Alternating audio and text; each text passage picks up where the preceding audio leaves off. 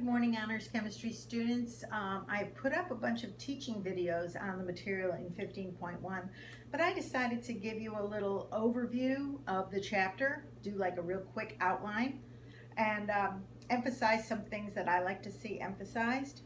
So the first thing we're going to do is just go over some of the words so you understand it. We're going to talk this chapter mostly about reversible reactions. That means a reaction that can go in either direction. If it's in enclosed conditions, then nothing can escape. Okay, so it can work both ways. And I hope you all watched that little demonstration of people pouring things in a cup. Eventually, when a reaction goes back and forth, it reaches what's called dynamic equilibrium. And equilibrium is when the reaction keeps going, but the amounts stay the same. The amounts are not necessarily the same at equilibrium, but they don't change. So at equilibrium, you get what's called your equilibrium amounts. Okay? So an irreversible reaction, just to let you know the difference, is something like frying an egg.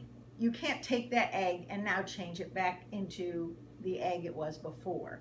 So there are reversible reactions and irreversible reactions, and we are only talking about reversible reactions in this chapter.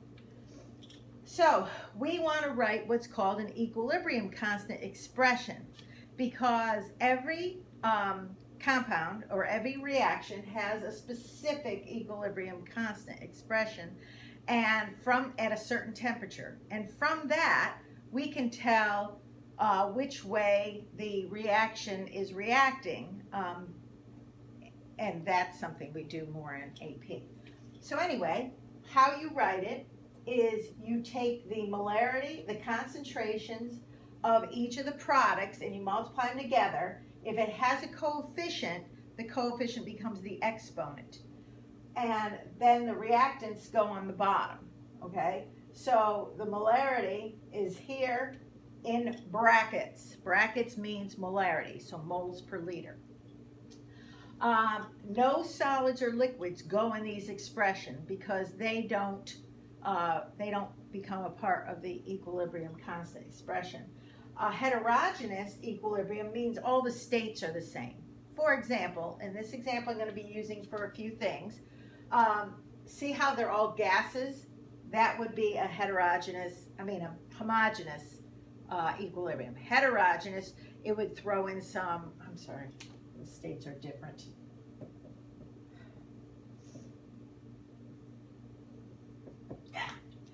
Homogeneous means they're all the same. So this one is homogeneous. Heterogeneous would have some liquids and solids thrown in, which you would not put in the equilibrium constant expression.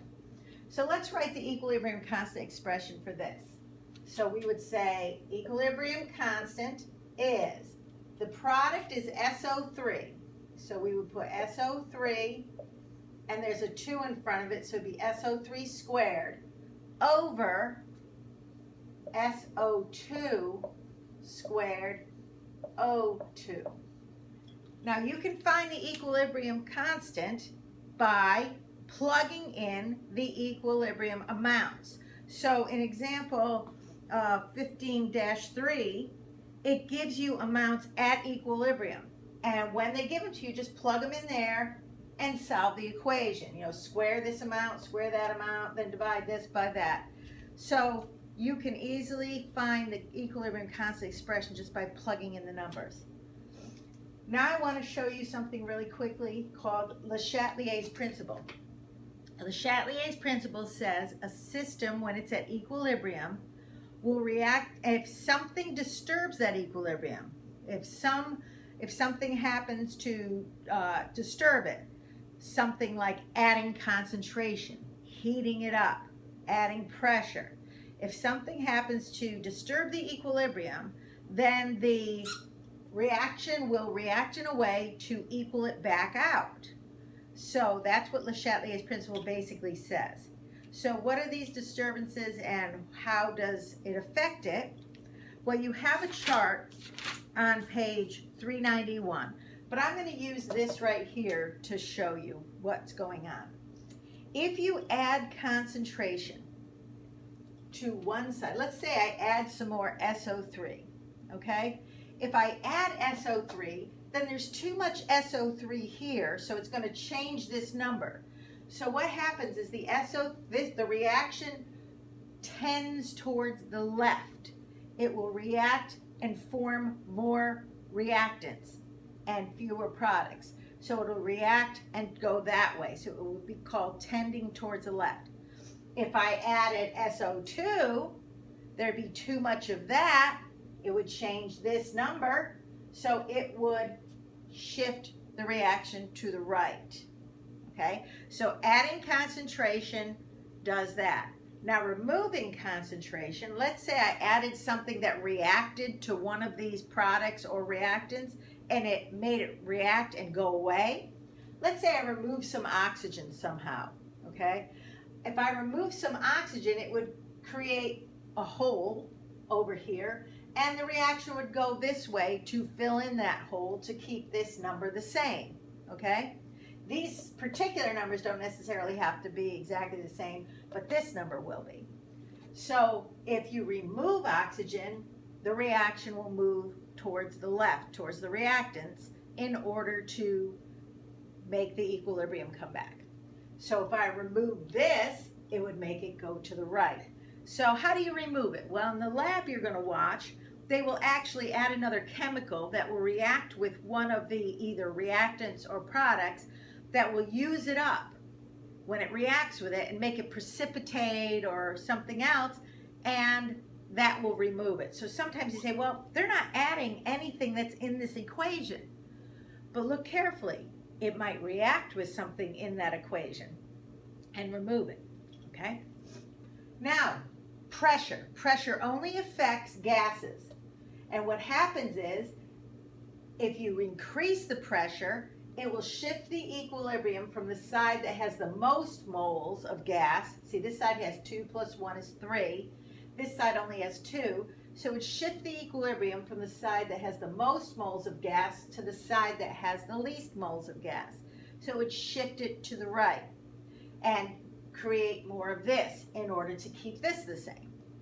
If you lower the pressure, it will go the other way. Right?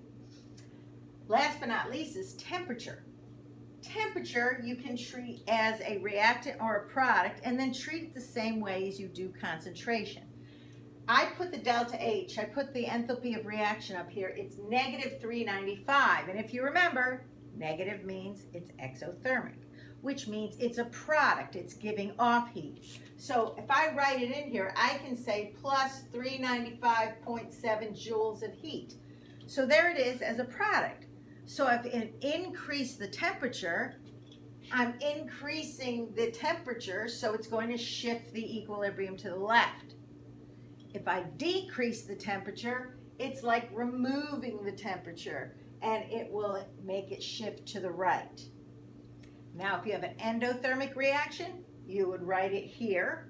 So if you saw something with a positive delta H, you would put that amount here, and then heating it up would make it shift to the right. Cooling it down would make it shift back to the left.